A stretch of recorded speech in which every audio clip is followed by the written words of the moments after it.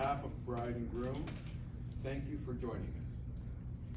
By your presence, you celebrate with them the love they have discovered in each other.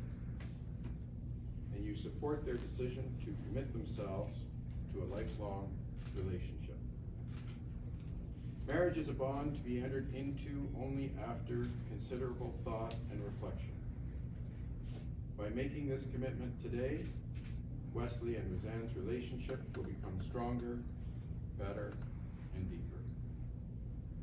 Today, Wesley and Roseanne demonstrate their devotion to each other by dedicating themselves to a life together, and they show their respect for each other. By setting forth to honor the vows they have created today, their lives, which began on separate paths, will be joined as one.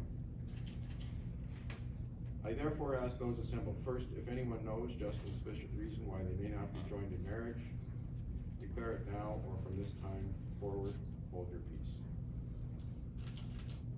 I ask you now, in the presence of these witnesses, to declare, if it be so, repeating after me. Roseanne, I do solemnly declare. I do solemnly declare.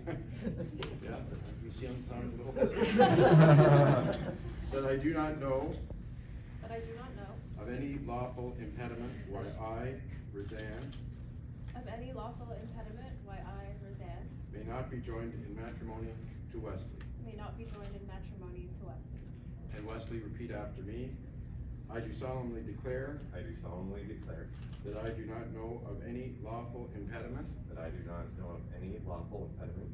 Where I, Wesley. Where I, Wesley. May not be joined in matrimony to Roseanne. Where I may not be joined in matrimony to Roseanne.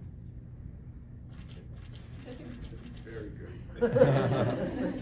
Today represents not only the joining of Roseanne and Wesley, but also the joining of their families and friends.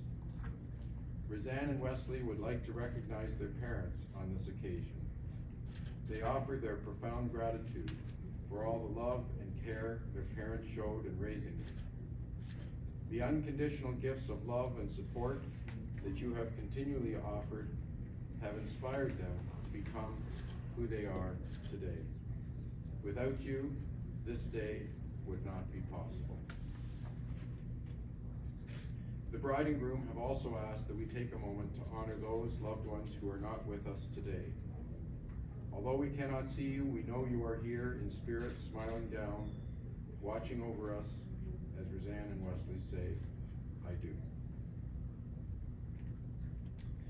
Deep, abiding affection, the magical and compelling shared impulse that makes us seek each other's company, is among the greatest gifts of the human experience. Any of us who has been fortunate enough to find and express that kind of loving devotion that we are celebrating here today knows that it is an awesome and beautiful thing. At this time, I would like to share 3 suggestions with both of you. My first suggestion is this: be constantly grateful for this precious person who has chosen to make life with you. My second suggestion is this: be generous with compliments, be attentive and helpful.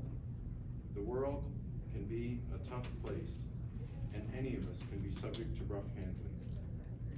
Each of you can, by your tenderness towards each other, kind words and thoughtful actions, make your marriage and your home an uplifting refuge.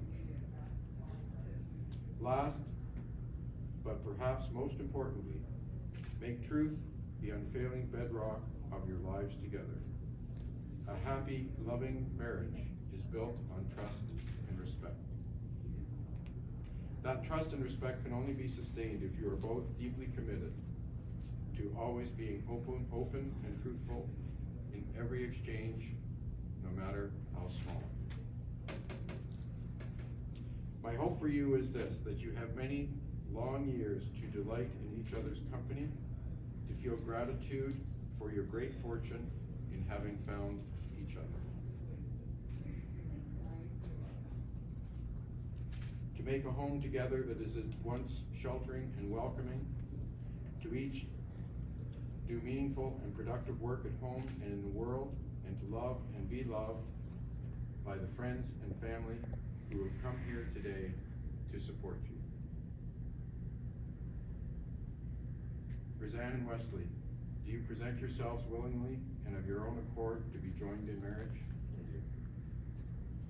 Will you promise to care for each other in the joys and sorrows of life, come what may, and to share the responsibility for growth and enrichment of your life together? We do.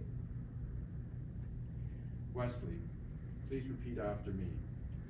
I call upon these persons here present I call upon these persons here present to witness that I, Wesley, to witness that I, Wesley, do take you, Roseanne, do take you, Roseanne, to be my lawful wedded wife. to be my lawful wedded wife. Roseanne, please repeat after me. I call upon these persons here present I call upon these persons here present to witness that I, Roseanne, to witness that I, Roseanne, take you, Wesley, take you, Wesley, to be my lawful wedded husband. to be my lawful wedded husband. Okay, do we have some rings?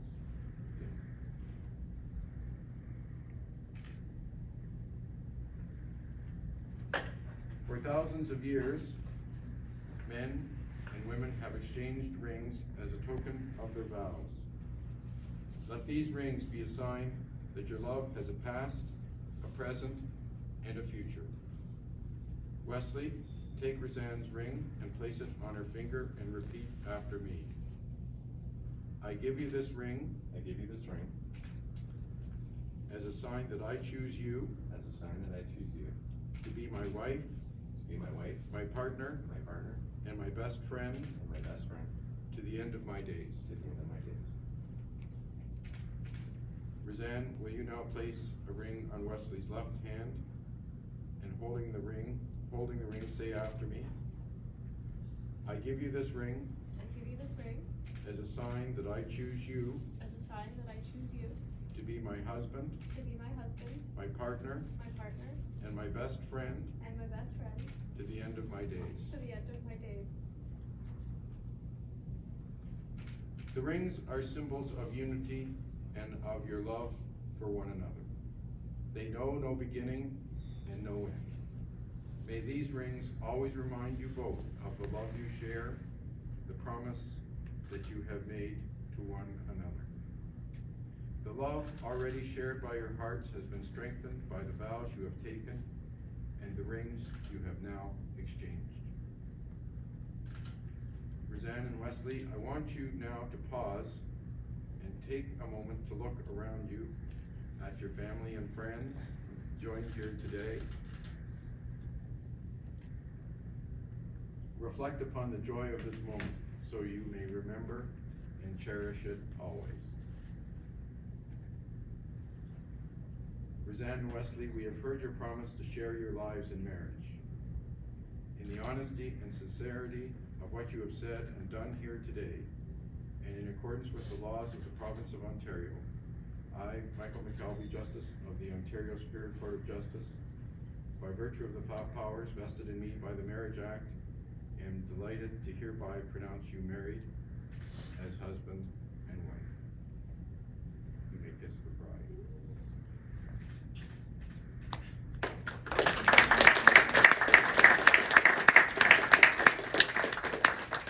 Okay, we're now going to do a little bit of paperwork over here. And we'll ask,